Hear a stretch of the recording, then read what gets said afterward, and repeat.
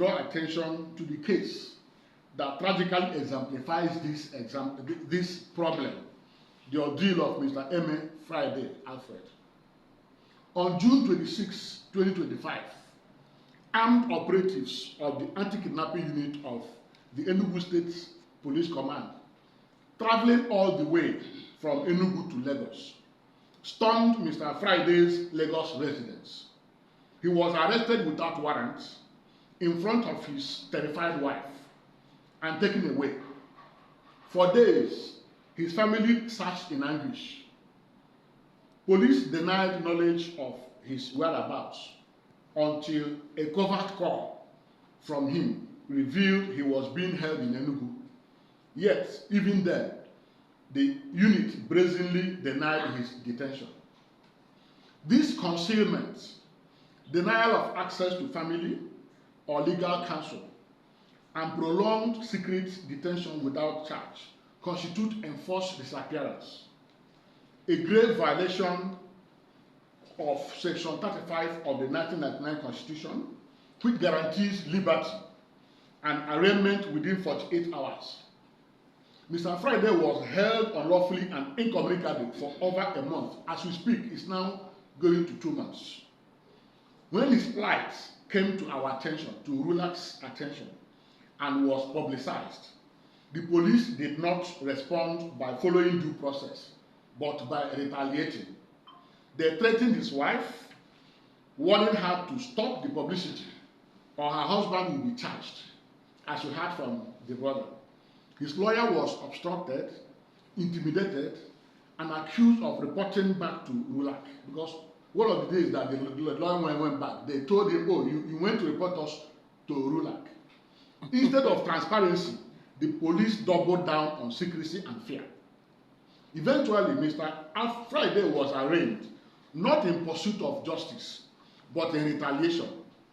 He was slammed with bogus charges, falsely labeled an IPOB member, and linked to fabricated offenses. To frustrate his defense, police and court officials colluded to deny his lawyer timely access to the charge sheet. Remember the story he told about the magistrate not being in town. The judiciary, instead of checking abuse, became complicit in it. This is, and as I said, it's not an isolated case. Mr. Friday's ordeal mirrors countless others. There was a case, as I was trying to explain, of one Jude Nwoye Anoku, who was abducted over a land dispute from Enugu. Operatives moved from Zone 2, Lagos, to Enugu to abduct this man in Enugu and falsely branded him IPOB. Operatives from Zone 2 Police Command in Lagos, hired by Jude's kinsman, resident in Lagos, went all the way from Lagos to Anambra, outside their jurisdiction, abducted Jude, and drove him down to Lagos. It took our intervention before the AIG at Zone 2 ordered his immediate release unconditionally, and was even pleading to us that we should not publicize it. Gloria Okoli, as I earlier mentioned, turned into a domestic slave in the custody of the IRT in the intelligence response team from Owerri to Abuja, despite court order in her favor. 2 court orders, the High Court in Abuja and the ECOWAS Court, have ordered the police to pay compensation. The Attorney General, in spite of being approached twice, has refused to do anything to ensure compliance with court order. You remember the case of Thaddeus Ojoko in Imo State, who was nearly executed at Tiger Base Owerri for an offense that he was alleged to have committed. On a day, he was still already in custody of the same Tiger Base that accused him. So all these are all patterns. Again, the man came out and told us stories about how many people he met in cell who died, who were being removed every day from cell. The story of the man at Alabo, the man told us that while he was in custody, he met 3 other people who were subjected to similar, ordeal as himself. But because his own case, he was lucky that his own case came out in the open. There are many others who are suffering these same things in the hands of the police, but because not every case comes out to the public. Across the southeast and beyond, the IPOB label has become a convenient weapon used to justify arbitrary arrest, torture, extortion, and malicious prosecutions.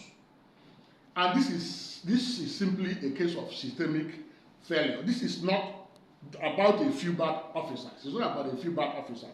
It is a systemic failure marked by, one, criminal policing,